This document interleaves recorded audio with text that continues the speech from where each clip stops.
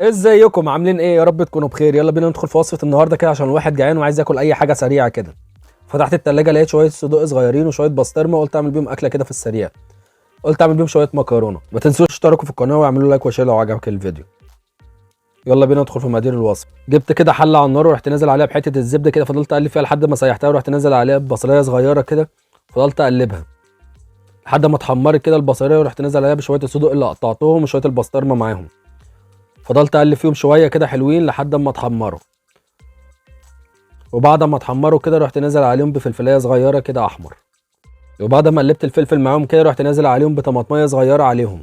فضلت اقلب فيهم شويه كده لحد ما الطماطم نزلت الميه اللي فيها. وبعد ما قلبتهم شويه رحت نازل عليهم معلقتين من الصلصه. فضلت اقلبهم شويه كده يتسبكوا كلهم مع بعض. بعد كده رحت نازل عليها بمعلقتين من الملح صغيرين، ومعلقه من الفلفل الاسمر، ومعلقه من البابريكا.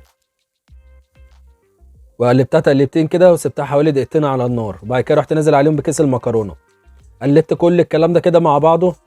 بعد كده رحت جايب شويه ميه كده غطيت بيهم المكرونه كلها، وسبتها كده تاخد غلوتين كده على النار.